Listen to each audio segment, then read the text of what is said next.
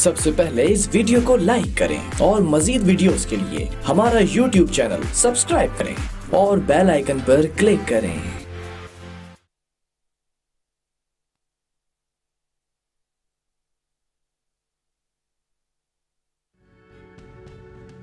आप देख रहे हैं अवाम के उठाए गए सवालात, हालत आजरा पर तबसरों, तज्जियों, खबरों पर मुहित प्रोग्राम न्यूज़लाइन रिदा सैफी के साथ। अस्सलाम वालेकुम नाज़रीन, प्रोग्राम न्यूज़लैंड के साथ मैं हूं आपका मेज़बान मुताहिर जलीस खान। नाज़रीन, आज प्रोग्राम का आगाज़ करेंगे एक अच्छे फेस के साथ, क्योंकि जो मामला है वो हम डिस्कस करेंगे पहले तुर्की का, जिसका आज तकरीबन तीसरा स्पेल है, तीसरी बरसी आज मनाई जा रही है। वो इस तरह से कि 2016 15 जुलाई को एक बगावत की गई थी आर्म्ड फोर्स की जानिब से तुर्की में, और तमाम जो शहरी वहाँ के थे, जो लोग थे, अवाम थी, वो सड़कों पे निकली और इस बगावत को उन्होंने नाकाम बनाया, अपनी जानों का नजराना दिया। बेतहाशा लोग उसमें शदीद ज़ख्मी हुए, जिनको तिब्बी इमदाद दी गई, वो बेहतर तरीके से अच्छे हुए और आज वो बेहतर तरीके से अपनी ज़िंदगी मज़ीद अच्छी तरीके से गुजार रहे हैं। वो इस वजह से कि कितने लोगों ने अपनी जानों का नजराना दिया और उस बगावत को नाकाम बनाया, और उसी तनाजुर में आज भी उस दिन को मनाया जा रहा है। और उस तारीख को जब से ही उन शोहदा के नाम से मंसूब कर दिया गया है, और जो सूरत हाल सामने है वो अभी भी है। उसी तरह से पाकिस्तान, और न सिर्फ तुर्की बल्कि पाकिस्तान और मुस्लिम ममालिक में इस दिन को बहुत अच्छे अंदाज में अब मनाया जाता है, और आज भी मनाया जा रहा है। एक तकरीब मुनक़िद की गई, तीसरी बरसी आज, और उसी पे मज़ीद बात करते हैं। सूरत हाल क्या थी उस वक्त, और इस वक्त जो मनाया जा रहा है तकरीबन आज तीसरी बरसी जो है वो है, जिसमें जो लोग अपने शहीद हुए थे उनकी याद में और उनके शहादा को सलाम पेश किया गया है, उनके जो मज़ारात हैं उन पे फूल भी चढ़ाया गया है। इसी हवाले से मज़ीद बात करते हैं। हमारे साथ टेलीफोन लाइन पे मौजूद है एहसान मुस्तफ़ा यर्दकुल साहब हैं, तुर्की एम्बेसडर हैं, उनसे बात करते हैं। बहुत शुक्रिया, थैंक यू सो मच एहसान साहब for joining us. You're welcome. Good evening. Assalamu alaikum.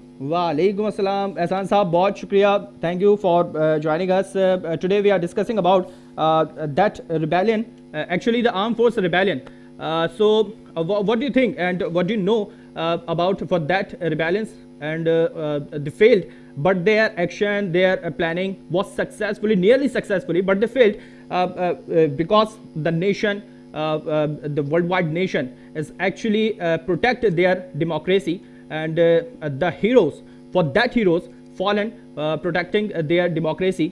So what do you know about, and what do you say for that armed force rebellion? Well, thank you very much for this opportunity. This is the 4th anniversary of this failed coup attempt on 15th of July. Yes.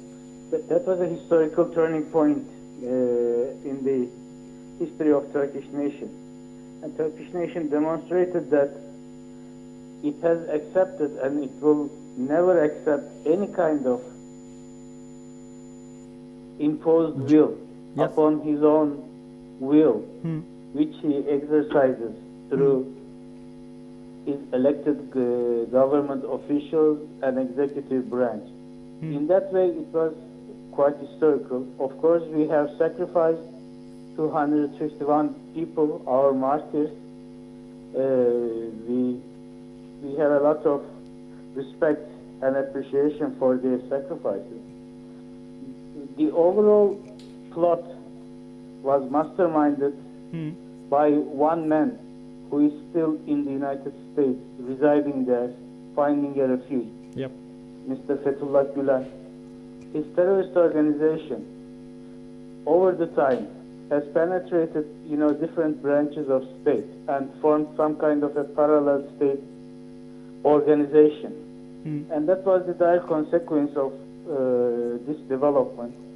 But with the heroic resistance of the Turkish people, Alhamdulillah, we were able to suppress that undemocratic move and cherish our democratic way of life. Okay, we hope so, and we best wishes for the Turkish nation. Actually, we know as much we can know, and we want to know.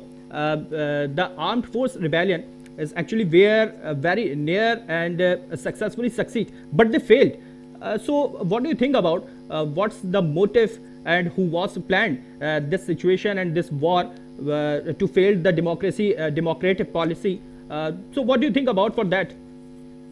It was the work of a terrorist organization, as I tried to point out. It was not only the branch of this terrorist organization within the armed forces, but as I tried to put it, there was some kind of a parallel state structure employed by all the elements of this terrorist organization. It was a joint work of all of them, but the Turkish nation standed against this, and of course the section of the armed forces who believe in the democratic norms and the constitution, they stand with the elected government, and the result was, though we had many sacrifices, the result was positive for the constitution and for the democracy. Well, Ehsan Saab, actually we note for that situation the whole nation is on the road because they protected their democracy. And now what's the position for democracy and democratic politics in the Turkey, and what is the impact on their nation? Well, our democracy is there, the constitution is there, the elected government is in place. So as far as I am concerned, the democratic and constitutional system is at work. And this democratic and constitutional system has taken and is still taking all the necessary measures to counter those elements who are trying to replace the will of the people with another will, with an imposed will of terrorists or undemocratic elements. And this is what we are resisting. Okay, thank you so much, Ehsan Mustafa Yardakul Saab. Thank you very much. Thank you so much, and we hope so. There's nothing but you can do, and you want to as much as you can say, and as much as you can want to know.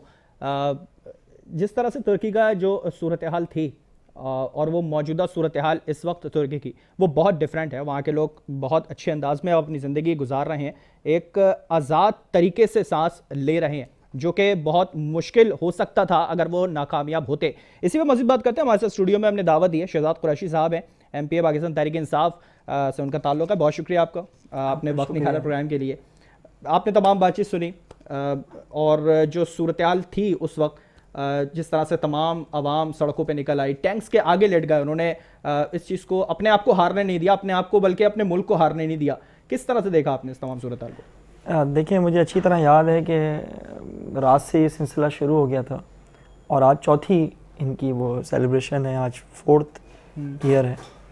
और जिस तरह से इनके सफ़ीर ने कहा कि जो ज़िंदा कौमें होती हैं वो इसी तरह से ही अपने मुल्क में जो कानून की बालादस्ती के लिए, जमहूरियत के लिए, और जो जिस तरीके से आपने देखा कि टर्की वैसे ही माशाल्लाह जब से ये आए थे प्रेसिडेंट साहब, और उसके बाद फिर जिस तरह तरक्की होती गई, कानून साजी होती गई, तो मुल्क और कौमें बनने में थोड़ा टाइम लगता है, लेकिन वो बन उसी सूरत में सकती हैं कि जब वहाँ पर हुक्मरानी, हक़ हुक्मरानी आवाम का हो।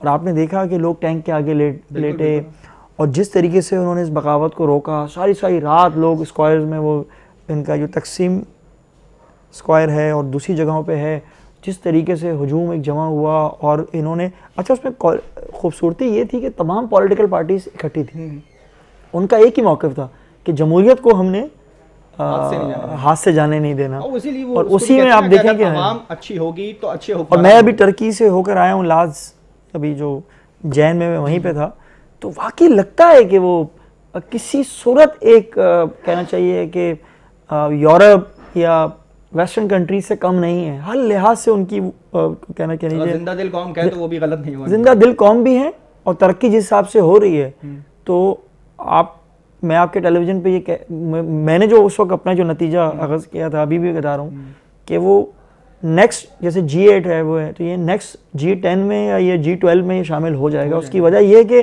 टर्की जिस हिसाब से अपने आप को लेके चल रहा है, और आप उसका रोल देखें ना, आप इस्लामिक वर्ल्ड में इसका रोल देखें, ओवरऑल देखें, और वो अच्छा वहाँ का जो प्रेसिडेंट है, आप उसका बॉडी लैंग्वेज देखें और वो आवाम के साथ कितना कनेक्टेड है, तो मेरा ख्याल है एक बड़ी अच्छा मैसेज है पूरी दुनिया के लिए, जरूरी इस्लामिक कंट्रीज के लिए, नॉन इस्लामिक कंट्रीज के लिए, सबके लिए, क्योंकि आप देखें ना बहुत सारे जो हम खुद आगे खड़े होंगे तो हमारे लिए चीज और बहुत सारे कंट्रीज जो अमेरिका के सराउंडिंग में हैं, वहाँ भी आपको पता है जमहूरियत का मसला है, और बहुत से कंट्रीज में है। अल्हम्दुलिल्लाह हमारे पाकिस्तान में अब सिलसिला चल पड़ा है, और ये सिलसिला इसी तरह चलता रहा, इसी तरह देखिएगा इंशाल्लाह इदारे बहुत बेहतर। मैं चाहता साहब इसी तरह मैं अपने पाकिस्तान की तरफ आऊँ, और अगर मैं पाकिस्तान के कुछ मसले डिस्कस करूँ तो क्या होगा और किस तरह से होगा जो मौजूदा सूरत हाल चल रही है, कुछ एग्जाम्पल है हमारे पास? देखिए मैं आपको एक चीज़ बताऊँ, सबसे इम्पोर्टेंट, हमारी आवाम ने भी जमहूरियत के लिए बहुत कुर्बानियाँ दी हैं। आप फातिमा जिन्ना से शुरू करें, जमहूरियत का असल सफ़र तो वही था जब उन्होंने एक डिक्टेटर को, एक आमिर को इन्होंने चैलेंज किया था, उसके बाद से सिलसिला शुरू हुआ। फिर हमें ये कहते हुए कोई हार महसूस नहीं होता कि अवामी लीडर के तौर पे शहीद जुल्फ़िकार अली भुट्टो साहब का एक रोल था। उसके बाद फिर वो डीरेल हुई और फिर ये सिलसिला काफ़ी डिस्टर्ब रहा। फिर उसके बाद हमारे जो डिक्टेटर साहब ज़िया-उल-हक साहब आ गए, उन्होंने जो हाल इस मुल्क का किया, आज जितनी भी आप खामियां जड़ें देख लें, उसके बाद फिर हमारे ये जो तेरी मेरी बारियां लग गई, जो प्रॉब्लम हुई, लेकिन हमारा आप किसी भी जमहूरियत पसंद आदमी से ये पूछें, किसी भी सीनियर सियासतदान से पूछें जिसकी रेपुटेशन अच्छी हो, वो हमेशा ये बोलेगा चलने दो, चलने दो, ये निज़ाम चलता रहेगा, और इसमें से जो ख़राब लोग हैं या जो इदारे हैं, सिस्टम्स हैं, वो सब फिल्टर हो जाएगा। खराब लोग और फिल्टर होता रहेगा, वही फिल्टर नहीं हो हमारा प्रॉब्लम ये नहीं हो रहा शाहज़ाद साहब, वही फिल्टर नहीं हो रहा। अगर हम उसी पे बात करें, हमने जमहूरियत को मुकम्मल मौका नहीं दिया। आप मुझे बता दें जमहूरियत कब से आई हुई है? मैं वही बात कर रहा हूँ, हमारे यहाँ चीज़ें दिख रही हैं, शुरू होती हैं, फिल्टर नहीं होती प्रॉपर तरीके से। देखिए मैं आज की अगर हम जब अपने मुल्क को दूसरे मुल्कों से मिलाते हैं ना, तो खुदारा पर इंसाफ किया करें। इंसाफ, आप इंग्लैंड की जमहूरियत देखें और आप अमेरिका की जमहूरियत देखें, कहीं 100 साल हो गए। जमहूरियत तो है, हमारे पाकिस्तान को भी बहुत अच्छे तरीके से बनाया जा रहा था, कराची को पेरिस बनाने की भी बहुत सारी कोशिशें हुई हैं। मैं अगर आज की सूरत हाल पे बात करूं, इस जमहूरियत के अंदर गंदम का शॉर्टफॉल हो रहा है जमहूरियत के अंदर, और इस चीज़ के अंदर हमारे पास बिजली का शॉर्टफॉल हो रहा है, इसके अंदर हमारे पास पानी नहीं मिल पाता, चीज़ें और बहुत सारी चीज़ें ऐसी हैं जो मैं गिनाने बैठूँ तो पूरा प्रोग्राम खत्म हो जाएगा। मैं आज के इशू को उठाऊँ अगर गंदम को, तो इसी पे बात करते हैं। सबसे पहले हमारे साथ टेलीफोन लाइन पे मौजूद है इस्माइल लाहू साहब हैं, सिंध के सूबाई वजीर हैं। इस्माइल साहब बहुत शुक्रिया आपका, प्रोग्राम के लिए आपने वक्त निकाला। हमारे साथ स्टूडियो में शहजाद कुरैशी साहब भी मौजूद हैं, वो भी आपकी बात सुन रहे हैं। इस्माइल साहब क्या कहेंगे आज के इस मौजू के ऊपर, जिस तरह से हमने बात शुरू करी जमहूरियत के तमाम सूरत हाल के ऊपर, पाकिस्तान के अंदर तमाम चीज़ें बहुत अच्छी, और इन तमाम बहुत अच्छी चीज़ों में कुछ अच्छी और चीज़ें हैं जिसमें हम बहुत सारे शॉर्टफॉल देख रहे हैं, बिजली का है, पानी का है, और आज फिर गंदम का कुछ सामने आया है कि ज़ख़ीरा कर रहे हैं, बहरान पैदा होने वाला है, क्या कहेंगे इस पर? देखिए मैं सबसे पहले तो जो बात की शहजाद साहब ने तो बड़ी अच्छी बात की, लेकिन पाकिस्तान की जमहूरियत का सफर पाकिस्तान की क्रिएशन से ही हुआ था। पाकिस्तान जो पैदा हुआ, महल वजूद में आया, वो भी जमहूरियत के जरिए आया था, जमहूरी वोट के जरिए आया था। सूबाई असेंबलियाँ थी सबसे पहले जो सिंध की, फिर बंगाल की, और जिन्होंने पाकिस्तान की करारदादी पेश की और मंजूर की। तो कायद-ए-आज़म मोहम्मद अली जिन्ना ने एक जो पाकिस्तान बनाया वो जमहूरियत के जरिए ही बनाया। अभी आपने जो बात की वो इसकी गंदम की, देखिए इस वक्त भी गंदम का जो बहरान पैदा हुआ है, मार्केट डिस्टेबलाइज हुई है, वो वही पंजाब से हुई। इस वक्त भी सिंध पे भी प्रेशर आया हुआ है बहुत बड़ा, बहुत ज्यादा, और वो उस वजह से कि पंजाब के अंदर जो मार्केट का डिफरेंस है वो इतना ज्यादा हो गया है कि अब गवर्नमेंट को आम अमूमन तौर पर आपको पता होगा कि हुकूमतें जो गंदम रिलीज करती हैं, जैसे हम गवर्नमेंट गोडाउन से फूड डिपार्टमेंट जो रिलीज करता है वो जाके सितंबर से रिलीज करता है, बल्कि बाद ऐसे भी बरस गुजरे हैं, साल गुजरे हैं जिसमें हमने अक्टूबर में और नवंबर में भी अपनी रिलीज की है। तो इस वक्त जब प्राइवेट सेक्टर के पास गंदम होनी चाहिए और जिससे जो है वो सप्लाई फ्लोर मिल्क को मिलनी चाहिए, इस वक्त आप अगर 2-4 दिन पहले भी चले जाएं तो सिंध और पंजाब के रेट का जो गंदम का फर्क था वो 500 रुपया पंजाब में ज्यादा थी। इसी वजह से उस मार्केट डिस्टेबलाइज होने की वजह से हुकूमत ने, पंजाब गवर्नमेंट ने रिलीज जो है वो शुरू कर दी। लेकिन मुसलसल पीटीआई तो कह रही है कि ये तमाम बहरान जो है वो सिंध की तरफ से शुरू हो रहा है। एक बार फिर से सिंध हुकूमत जखीरा करने जा रही है, गंदम छुपा रही है। कुछ नई पुरानी गंदम का भी जिक्र सामने आया है, जिसमें बहुत अच्छे तरीके से बताया गया है कि चीज़ें छुपाई जाती हैं, उसको स्टोर कर दिया जाता है, फिर दिखाया कुछ और जाता है। देखें तो फिर तो गंदम का इशू जो पैदा होना चाहिए था वो सिंध से होना चाहिए था ना। सही। इस वक्त भी मार्केट का जो है तो क्यों, अगर पंजाब हुकूमत क्यों रिलीज करनी पड़ रही है, उनको इतनी अर्ली रिलीज क्यों करनी पड़ रही है? पंजाब हुकूमत की पैदावार इस वक्त जो चारों सूबों के अंदर वाहिद सूबा सिंध है जिसने गंदम की पैदावार में अपना टारगेट सरप्लस गया है। पंजाब पूरा नहीं कर सका, और जहाँ फिर से हुकूमत कर रहे हैं 7 साल से मोमिन और ईमानदार और हुकूमत चल रही है, उन्होंने 45% गुज़श्ता साल से इस वक्त KPK में इस साल 45% गंदम की पैदावार हुई है। और जो टारगेट किया गया था उनका प्रोक्योरमेंट का, खरीदारी का, वो 5% से भी कम है। आप ये एदाद शुमार वो हैं जो वफाकी हुकूमत ने जारी किए। ठीक है, हम उनसे जान लेते हैं। शहजाद साहब, क्या वाकई ऐसा है कि पंजाब से सूरत हाल शुरू हो रही है, सिंध में सब चीज़ें बेहतर हैं, 98% उन्होंने बेहतर काम कर रहे हैं, ऐसा ही है? देखिए, सबसे इम्पोर्टेंट बात तो हमें ये समझनी पड़ेगी कि ये जो गंदम का इशू हो या कोई भी इशू हो जिसमें खाने पीने का चीज़ें हो, इसको तो हमेशा से मैं पंजाब, सिंध, मैं इन चीज़ों पे ना मैं डिफ्रेंशिएट मैं नहीं करना चाहता। मैं सिर्फ ये जानना चाहता हूँ कि इनके वज़ीर के मुताबिक कि हमने 2.5 लाख गंदम अपने पास ज़ख़ीरा करके रखी हुई है, और ये जिस हिसाब से बात कर रहे हैं तो आटे का रेट सिर्फ पंजाब में बढ़ रहा है, सिंध में नहीं बढ़ा। तो अगर मेरा यही तो है ना। देखिए, पंजाब गवर्नमेंट, यही सवाल कर रहा हूँ कि अगर बढ़ रहा है तो सिर्फ पंजाब से क्यों बढ़ रहा है, तो ये दूसरे सूबों से बढ़ रहा है, सिंध में बेहतर क्यों है? नहीं, देखें ये मैं आपको चीज़ बता दूं, थोड़ा टाइम लगेगा, अभी आपको लग पता जाएगा। जिस तरह की इन्होंने ज़ख़ीरा अंदोज़ी शुरू की हुई है तो आप देखिएगा सिंध में भी रेट बढ़ेगा।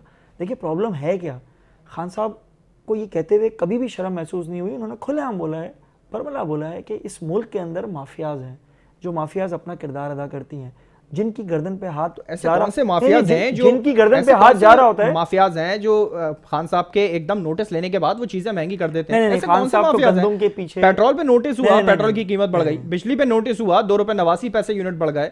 ऐसे कौन से माफियाज हैं? नहीं, पेट्रोल पे भी मैं आपको जवाब दे दूंगा, पहले मैं आपको गंदम पे अभी वो 2-3 दिन का वो जो एक बयान को आप नोटिस ना, मतलब आप उसी को नोटिस ना समझे। गंदम पे तो मुकम्मल कार्रवाई हो रही है, नैब को जा चुका है। आज तो चीनी पे भी आपने देखा है कि आपने न्यूज़पेपर पढ़ा होगा तो आपके सुप्रीम कोर्ट ने कहा है कि आप कार्रवाई करें। ऐसा कहाँ होता है गवर्नमेंट में? अब हो रहा है अल्हम्दुलिल्लाह। एक बंदे को आइडेंटिफाई करेंगे, थोड़ा टाइम तो लें। एक बंदे ने चोरी की है, आप कह रहे हैं इसको आप या तो फिर आप बुलाएं इस्लामिक कानून जो 3 दिन के अंदर आप उसको मतलब खंबे से लटका दें, सिग्नल से लटका दें, चीजें कर दें। लेकिन आप कानूनी तौर पे मैं लटकाऊंगा। देखिए हमारे मुल्क में अल्हम्दुलिल्लाह अदालतें हैं, पॉलिटिशियंस को, वजीर आजम साहब को लटकाया गया है, कानून मौजूद है, लटकाएगा कौन? हम लटकाएंगे। पॉलिटिशियंस अभी जो भी हमने फैसले करने हैं इस मुल्क के कानून के दायरे में रह के करने हैं ना। इस मुल्क का अभी इस वक्त जो कानून क्या है कि हमने इंक्वायरी करनी है, उसके बाद हमने वो इसको या तो नैब को हम दें या अदालतों में इस पे जाके कार्रवाई हो, वो शुरू हो चुकी है। जो हम अपने दायरे कार में रहते ही फैसले करेंगे, चाहे मैं हुक्मरान हूं मुल्क का या नहीं हूं, इसी कानून के तहत हमें फैसले करने होंगे ना।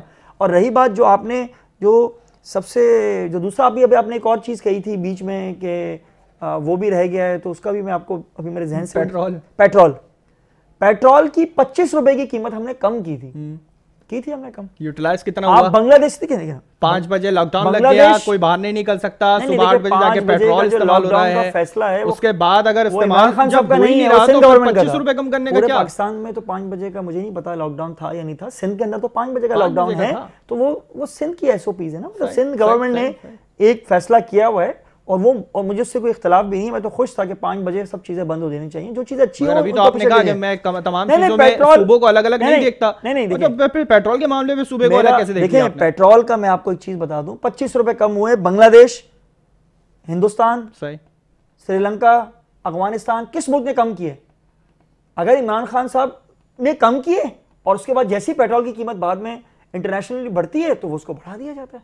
तो इसमें क्या है, मुझे चीज समझ में नहीं आई। और जो पेट्रोल के साथ और भी चीजें देखिए मेरा बहुत सिंपल है, नहीं मॉनिटर देख करनी चाहिए। देखिए बुरा नहीं दूध की कीमतें बढ़ जाती हैं हमारे पास, तमाम सब्जियों की कीमतें बढ़ जाती हैं। अगर आप मेरे सवाल का अगर आप अपने सवाल का मुझे जवाब ले लेंगे तो मैं कंप्लीट करने दें प्लीज, बीच में मत टोके। दूध की कीमत बढ़ी, जब 25 रुपए कम हुए थे दूध की कीमत कम की थी इन्होंने? नहीं की थी, हमारा वही तो सवाल है यार। आप मेरी बात मुकम्मल कर लेंगे ना तो फिर मजा भी आएगा। फिर 25 रुपए हमने पेट्रोल की कीमत कम की, दूध की कीमत कम हुई नहीं ना? और जैसे हमने 25 रुपए वापस उसको पुरानी कीमतों पर लेकर आए तो दूध की कीमत बढ़ गई। तो इसके खिलाफ कार्रवाई फेडरल गवर्नमेंट करेगी या सिंध गवर्नमेंट करेगी? ये कमिश्नर का काम है। स्टेप कौन उठाएगा? स्टेप सिंध गवर्नमेंट का काम है। मैं सिंध गवर्नमेंट से पूछ रहा हूं, इस्माइल साहब स्टेप कौन उठाएगा? मैं सिर्फ मैं पहले गंदुम का आपसे सवाल करूंगा। गंदुम जखीरा हो रहा है, वाकई हो रहा है, जिस तरह शहजाद साहब ने भी बताया, पीटीआई कह रही है जखीरा हो रहा है और सिंध से ही शुरू हो रहा है। जखीरा हो रहा है, बिल्कुल जखीरा आप लोगों की हुकूमत है, माफियाज की हुकूमत है, माफियाज की हुकूमत है सर। सिंध में तो पीपल्स पार्टी की हुकूमत है। के आगे आगे आगे मफलूज है। मफलूज क्या है, बल्कि माफियाज ही हुकूमत कर रही है। पेट्रोल सस्ता हुआ तो हुआ, मिला कहाँ, था कहाँ, किसके पास था? पेट्रोल सस्ता करके गायब कर दिया गया, स्टोर कर दिया गया, होल्डिंग कर दी गई मंगा के। फिर जब बढ़ा दिया गया तो पेट्रोल रात के बीच में पहुंच गया। ये है कोई, ये ऐसी कोई हुकूमत होती है जैसी ये अभी ये हुकूमत है? ऐसे किसी कोई जवाबदार है बताएगा पाकिस्तान की आवाम को कि भाई ये पेट्रोल अगर सस्ता हुआ तो मिला क्यों नहीं, गायब कहाँ हो गया, गुम कहाँ हो गया, कहाँ किसने गुम किया? अभी तक कोई इसका जवाब मिला है पाकिस्तान की आवाम को? आटा पिछले साल का। चलिए हम इस जवाब के मुंतजर हैं। मैं घुमा फिरा के फिर वही सवाल आपकी तरफ ला रहा हूँ, उसका जवाब अभी तक नहीं मिला कि सिंध में जखीरा हो रहा है गंदम, और अगर होता है तो जिम्मेदार कौन होगा, किसके खिलाफ कार्रवाई करेंगे? चीनी 55 रुपए की 90 रुपया हो गई है, कोई कहाँ है चीनी चोर, कहाँ है? इस्माइल साहब मैं वही कह रहा हूं, मैं घुमा फिरा के फिर आपके पास वही सवाल लेकर आऊंगा। मेरे पास जवाब अभी तक नहीं आया कि सिंध में अगर गंदम जखीरा हो रहा है जिस तरह विफाक कह रही है, अगर हो जाता है, अवाम दर दर की ठोकरें खाते हैं, फ्लोर मिल्स के बाहर लाइनें लगती हैं, जिम्मेदार कौन होगा, किसके खिलाफ कार्रवाई होगी, इस बात का मुझे जवाब दे दीजिए। इस वक्त भी हमारे पास सिंध में हमने जो प्रोक्योर की है वो 12.5 लाख टन तकरीबन हमारे पास गंदम मौजूद है। सही जो प्रैक्टिस और रूटीन रहा है, हमारा सितंबर में रिलीज करने का प्रोग्राम था, लेकिन अब ये जो गैर मामूली सूरत पंजाब की वजह से आ गई है कि वहाँ इन्होंने जखीरा आंदोलन करके गंदम गुम कर दिए, जिसकी वजह से पंजाब की मार्केट में इतना बड़ा डिफरेंस आ गया कि इतना अर्ली जो है हुकूमत को गंदम रिलीज करनी पड़ रही है, अपने गोडाउन से फ्लोर मिल्स को देनी पड़ रही है। इसमें हम सिंध गवर्नमेंट भी बैठेगी, बात करेगी कि हमें क्या करना चाहिए, लेकिन सिंध की मार्केट, पंजाब की मार्केट का और केपीके का इफेक्ट सारा सिंध में पड़ रहा है कि सिंध की जो प्राइवेट सेक्टर की गंदम है वो, क्योंकि जाहिर है प्राइवेट सेक्टर तो अपना मुनाफा कमाएगा ना, नेशनल बात है, जो कि हमने तो इजाजत दी थी, सिंध हुकूमत ने फ्लोर मिल्स को इजाजत दी थी कि 3 मिल का जो जिसकी जितना राशनिंग की जितनी उसकी है कैपेसिटी है पीसने की, वो 3 महीने का स्टॉक करे, हर फ्लोर मिल को हमने इजाजत दी थी, ठीक है। और ताकि जैसे ही मई में मार्केट हार्वेस्टिंग खत्म हो जाएगी तो 3 महीने तक प्राइवेट सेक्टर में और जो फ्लोर मिल के पास होगी वो चलेगी, और सितंबर से हम अपनी रिलीज शुरू कर चले मान लेते हैं आपकी बात, सितंबर से आप बेहतर लेने जाएं। जो रेट का फर्क आया है ना, उसके वजह से यकीनन यहाँ से पंजाब जा रही है हमारी गंदम, ठीक है, क्योंकि जाहिर है प्राइवेट मैं यही जानना चाह रहा था कि क्या गंदम अगर जखीरा होती है, सिंध में आवाम परेशान होती है, आटा नहीं मिलता है लोगों को, जिम्मेदार कौन होगा, कार्रवाई किसके खिलाफ कर सकते हैं कार्रवाई? हम तो करेंगे, हम कार्रवाई बिल्कुल करेंगे, लेकिन मैं आपको बता रहा हूँ कि जो असल असबाब है सिचुएशन को क्रिएट करने के लिए, जो माफियाज बेचती है वो क्रिएट करती है अपना मुनाफा करने के लिए कि पहले चीज गुम कर दो, फिर भाव बढ़ जाए, नरक बढ़ जाए, आसमानों तक पहुंच जाए, फिर वो अपनी ले आते हैं बाहर निकाल के। ठीक है, बहुत शुक्रिया इस्माइल लाहू साहब, प्रोग्राम के लिए आपने वक्त निकाला। सवाल का जो जवाब था वो वहीं फंसा रह गया, सामने नहीं आ सका, शायद इसी तरह जिस तरह गंदम स्टोर हो रही है, जवाब भी इसी तरह स्टोर हो गया। अगर गंदम का मसला पैदा होता है सिंध के अंदर, पंजाब का तो उन्होंने बताया कि पंजाब में शुरू हो रहा है, शहजाद साहब कह रहे हैं कि मैं सिर्फ किसी एक सूबे को नहीं देखता, मैं तमाम चीज़ों को एक ही जाविये से, एक ही नज़र से देखता हूँ। होगा क्या, मैं आपकी सॉरी बात काट रहा हूँ, मेरा एक बहुत सिंपल सा सवाल है। चलें गंदम तो पंजाब गवर्नमेंट की नाहेली, सारा कसूर पीटीआई का है, ये इनसे पूछे कि ये दूध कैसे बढ़ गया? इसमें भी खान साहब ने आके बात तो वही है, वो कह रहा है हमने बढ़ाया ही नहीं है। देखिए हमने नहीं बढ़ाया, कह रहा है हमने बढ़ाया नहीं है, कार्रवाई करें, वो कर रहे हैं, वो कर रहे हैं, मामला हैंडल हो रहा है। 25 रुपए पेट्रोल कम होता है तो ना ये इंटर बस सिटी सर्विस जो है, ना ये किराए कम करवा पाते हैं, ना ये पब्लिक ट्रांसपोर्ट के किराए कम कर पाते हैं, इनकी जिम्मेदारी है। उस पे हो रही है कार्रवाई, उस पे कार्रवाई हो रही है। मेरे पास मुझे ब्रेक का कहा जा रहा है, इसके बाद हम मजीद बात करेंगे। शाह साहब मैं माजरत चाहता हूं, आपको मैंने रोका भी, प्रोग्राम में एक ब्रेक का वक्त हुआ, इसके बाद मजीद चीजों को कंटिन्यू करेंगे, हमारे साथ रहिएगा।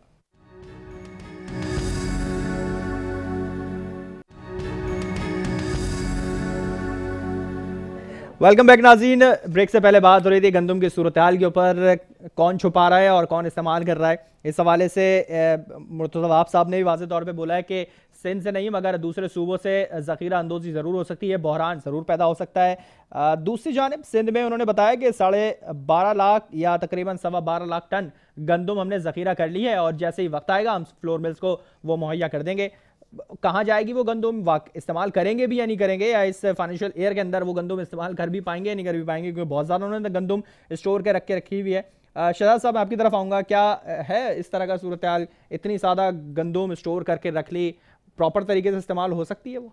देखिए ये तो वज़ीर खुराक हरी राम साहब का बयान है और उसको अगर मुर्तज़ा वहाब साहब, वैसे तो मुझे मुर्तज़ा वहाब साहब पे एक टके का एतबार नहीं है, क्योंकि जितने झूठ वो आके टीवी पे बोलते हैं मेरा नहीं ख्याल कि कोई बोलता होगा, और सुबह अलग बयान देते हैं, दोपहर अलग देते हैं, शाम अलग, उनको सिर्फ बयानात के लिए रखा हुआ है, क्योंकि आवाम ने उनको वोटों से तो मुस्तरद कर दिया, वो आवाम के वोटों से तो मुंतखब नहीं हो सके। सही। अब वो दूसरों को तो बड़ा क्या कहते हैं सेलेक्ट कर बोल रहे होते हैं। उनसे ये पूछें, आप एडवाइज़र हैं और आप मिनिस्ट्रियाँ चला रहे हैं, आप सुबह एक अलग बयान देते हैं, दोपहर अलग देते हैं, शाम अलग देते हैं, आपकी इंटेलेक्चुअलिटी, आपकी एजुकेशन, वो सब कुछ का हम क्या करें कि जब काम आता है, जब आप कोई काम बोलते हैं तो काम 0/0। यहाँ पर मैं आपको गंदम का बता दूं, गंदम का पहले भी बुरहान आया था और वज़ीर खुराक से हमने सिंध असम्बली में पूछा था कि ये पुरानी और नई में क्या फ़र्क है। ये तो उनका तो हाल ये है कि जितने की गंदम नहीं होती उतने का तो ये स्टॉक लेके रख ले, वो गोडाउन लेते हैं रेंट पे, और उसका रेंट इतना बन जाता है कि जितने की तो गंदम नहीं होती, इनकी आप नाहेली तो ये लगा लें। और दूसरी सबसे बड़ी बात ये कि ये कह रहे हैं कि रेट वहाँ बढ़ गए हैं तो यहाँ से वहाँ जा रहे हैं, तो ये कोक के बच्चे हैं। सिंध हुकूमत इनकी है, ये सिंध का वज़ीर दाखिला साहब भी आपको पता है, हमारे सीएम साहब भी हैं, सारी मिनिस्ट्रियाँ इनके पास है। रोकें, अगर ये समझ रहे हैं कि पंजाब जा रही है और इसकी वजह से ये बहरान पैदा हो रहा है तो ये जाएँ। इनसे मैं एक और सवाल ये करना चाहता हूँ, 25 रुपये रेट कम हुए, दूध की कीमतें तो कम नहीं हुई। प्राइस कंट्रोल कमिश्नर का काम है, डिप्टी कमिश्नर का काम है, वो किसके मातहत आते हैं? सिंध गवर्नमेंट के मातहत आते हैं। कार्रवाई अगर की, रेट नीचे आया, गिरफ्तारी तो करी है, रेट नीचे आया, क्या उन्होंने गैर कानूनी तरीके से प्राइस बढ़ाए तो करें। हमने अगर कार्रवाई की और हमारी देखिए हमने कार्रवाई की, हमारी कार्रवाई अदालती थी, उसको तो आप लोग कह रहे हैं फौरन फैसला करो, रिलीफ नहीं मिल रहा। ये कार्रवाई तो इनको दुकान पे जाके पूरे कराची शहर में करनी चाहिए। दूध कम हुआ तो जब 25 रुपए, जब इंटरनेशनल रेट बढ़ा और वो 25 रुपए बढ़े तो उसके बाद दूध भी बढ़ गया, सब्जियां भी बढ़ गई, सारी आपके खुराक की चीजें बढ़ गई। तो देखिए उस पर इनकी कोई कार्रवाई नहीं हुई। अगर हम दूसरा और हाल ये है कि अजीब ऐसा, अच्छा मुझे हंसी इस बात की आई कि कमिश्नर साहब कह रहे हैं, हंसी मुझे किस बात की आ रही, कमिश्नर साहब कह रहे हैं बॉयकॉट कर दो, मत खरीदो। यानी कि उन्होंने हाथ खड़े कर लिए कि भाई मैं तो प्राइसेस कम नहीं करा सकता, अब आप खरीदो नहीं। सिंध हुकूमत मतलब दूध पीना बच्चे बंद कर लगा रही, पंजाब में चीजें बढ़ रही हैं, गंदम जखीरा हो रहा है, दूध की कीमतें पंजाब में बढ़ भी रही हैं, नहीं ये मालूम कर लेते हैं। समीना मतलूब साहब हमारे साथ MNA है, मुस्लिम लीग नून से उनका ताल्लुक है। समीना साहब बहुत शुक्रिया आपका, प्रोग्राम के लिए आपने वक्त निकाला। जिस तरह से सिंध हुकूमत अभी कह रही है कि सिंध में कोई चीज़ नहीं बढ़ रही, कोई ज़ख़ीरा नहीं हो रहा, दूध की कीमतें हम कंट्रोल करने वाले हैं, पंजाब में तमाम चीज़ें हो रही हैं, तो है वाकई ऐसा? बिस्मिल्लाहिर्रहमानिर्रहीम जी। असल में ना ये जो ना मैनेजमेंट का फुकदान है, अब वो लोगों को आटा महंगा मिल रहा है, अब ये जो इन्होंने जो सारा स्टॉक गंदम का है ना, ये इन्होंने स्टोर कर लिया पास्को में, और जो मिल मालकान है उनको गंदम नहीं सप्लाई की। अब जाहिर है जहाँ पे सप्लाई गंदम नहीं हुई वो लोग आटा देंगे तो लोगों को महंगा देंगे। अब आप मुझे ये बताएं ये मिसमैनेजमेंट नहीं है तो और क्या है?